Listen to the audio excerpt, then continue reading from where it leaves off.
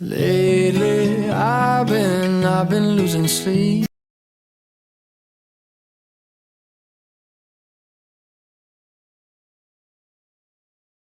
After the Spaniards' defeat from the Americans, English newspapers started to circulate. It was led by the Manila Times of Thomas Gowan, which was established on October 11, 1898.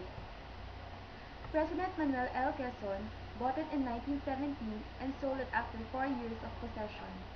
Two other foreign owners had the Manila Times before Alejandro Roses Sr. acquired it in 1927 and closed it down in 1930. However, in 1927, the son of Alejandro Roses Sr., Ramon Roses, put up a magazine known as Graphic. Roses was titled Father of Modern Journalism. On December 10, 1928, the Cosmopolitan building, in which the Times had been housed for nearly 2 decades, burned down. Rosenthal, who had learned to consider the paper a sort of white elephant, gladly collected the insurance and sold the paper's name and goodwill. They were all that were left to sell. To the TVT papers through D.H. Tibalt, who after an absence of about 10 years had returned to the Philippines to become general manager of the TVT publications of Don Alejandro Roses Sr.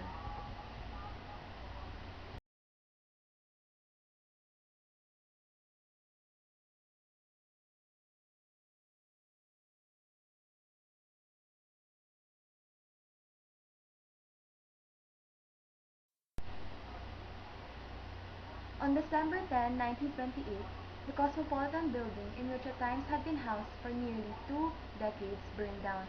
Rosenthal, who had learned to consider the paper a sort of white elephant, gladly collected the insurance and sold the paper's name and goodwill. They were all that were left to sell. To the TVT papers through D.H. Tibalt, who after an absence of about 10 years had returned to the Philippines to become a general manager of the TVV publications of Don Alejandro Rosas Sr.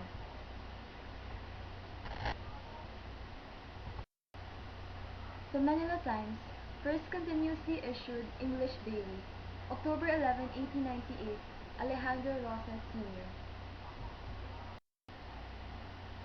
La Democracia or La Democracia Diario Filipino Independiente was edited by Trinidad Pardo de Tavera. In its editorial announcement under the heading Our Purposes, it declared, "We want peace. We are Filipinos. We deplore and consider useless the shedding of more blood of our brothers. No more human lives should be sacrificed. There is no necessity to resort to violence to secure our liberties.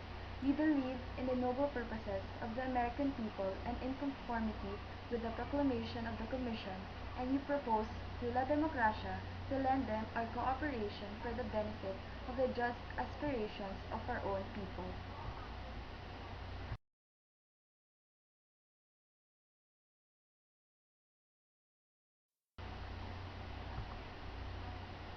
On May 16, 1899, La Democracia, the first Filipino newspaper to recognize the sovereignty of the United States in the country, started publication.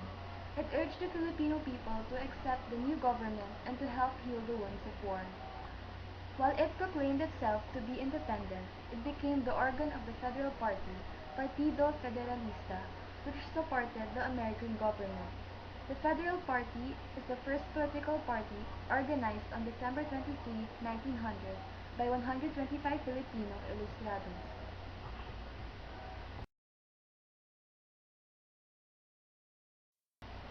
This is the Manila Daily Bulletin.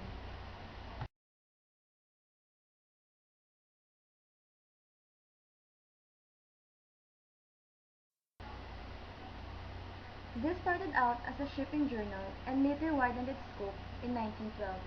Sometime after 1930, with Herald and Tribune on top competition for higher number of circulation, Senator Vicente Madrigal, owner of the Herald, put up his own publication chain called DNHM, comprised of Spanish daily El Debate, Weekly, Monday Post, Herald, and Mabuhay, a Filipino daily. These samples aren't published in the Philippines, but they were still the same.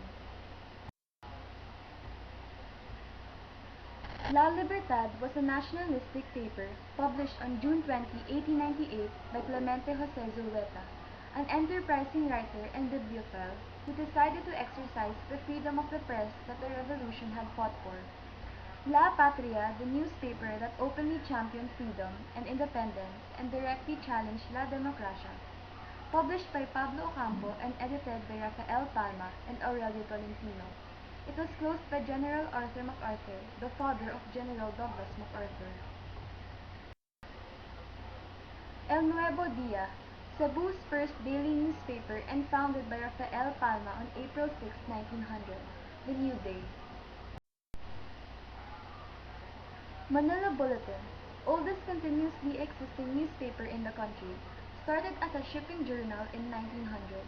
Its owner, publisher, and editor was Carson Taylor, an American. And additionally, in 1904, the first movies appeared. Two silent movies were about Jose Rizal. Conclusion. American colonial period was the age of modern media, characterized by the introduction of new newspapers in 1898, film in 1904, and radio broadcasting in 1922. Folk media in the form of zarzuela and the